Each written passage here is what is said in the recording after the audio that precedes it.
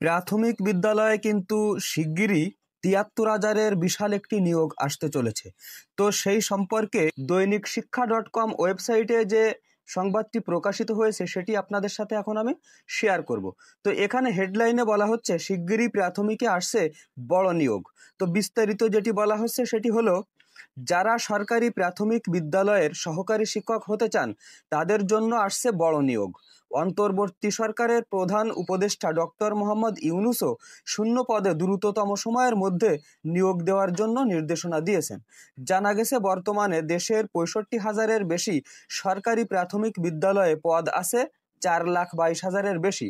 কিন্তু নিয়োগের দীর্ঘসূত্রতা, আদালতের মামলা, প্রশাসনিক জটিলতা, নিয়োগ পরীক্ষায় বিলম্ব এবং পদোন্নতিতে ধীরগতির কারণে শিক্ষক স্বল্পতা তীব্র আকার ধারণ করেছে। বর্তমানে প্রধান শিক্ষক ও সহকারী শিক্ষক এবং সৃষ্ট হওয়া নতুন পদ মিলে ৭৩,০০০-এরও বেশি পদ শূন্য রয়েছে।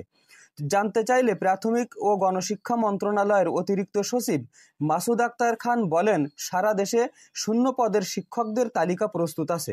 প্রাথমিকে ৬০% নারী কোটা রয়েছে, কিন্তু গত বছর উচ্চ আদালতে চাকরিতে নতুন কোটা অর্থাৎ মেধার ভিত্তিতে ৯% নিয়োগ দেওয়ার রায় দিয়েছেন। প্রাথমিকে শিক্ষক নিয়োগের ক্ষেত্রে কি কি বিধি যুক্ত হবে তা জনপ্রশাসন ও পিএসসির মতামতের অপেক্ষায় আছি। মতামত পাওয়া মাত্র নিয়োগ প্রক্রিয়া শুরু করব।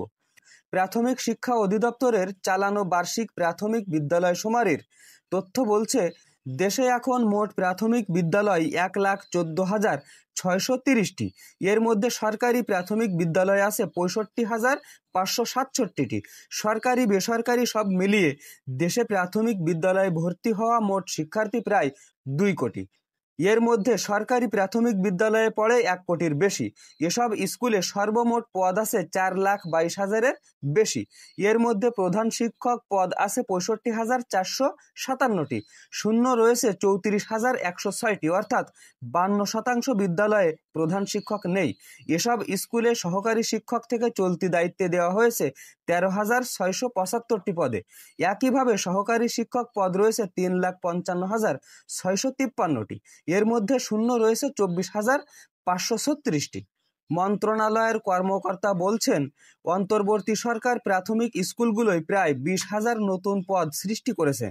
এর মধ্যে ৯,৫৭২টি সহকারী প্রধান শিক্ষকের পদ এরই মধ্যে অনুমোদন দিয়েছে জনপ্রশাসন মন্ত্রণালয়, যা সহকারী শিক্ষকদের পদোন্নতির মাধ্যমে পূরণ করা হতে পারে। আর সঙ্গীত শারীরিক শিক্ষার শিক্ষকের জন্য ৫,১৬৬টি পদ এবং চারুকলার শিক্ষকদের জন্য ৫,০০০-এর বেশি পদ সৃষ্টির কাজ শুরু হয়েছে। এসব শিক্ষককে আঞ্চলিক ভিত্তিক পদায়ন দেওয়া হতে পারে। যখন শিক্ষক নিয়োগের বিজ্ঞপ্তি প্রকাশ করা হবে তখন সব পদের বিজ্ঞপ্তি একসঙ্গে দেওয়া হতে পারে। এ ব্যাপারে অতিরিক্ত সচিব মাসুদ আক্তার খান বলেন, সব নিয়োগ বিজ্ঞপ্তি একসঙ্গে দেওয়ার চিন্তা রয়েছে।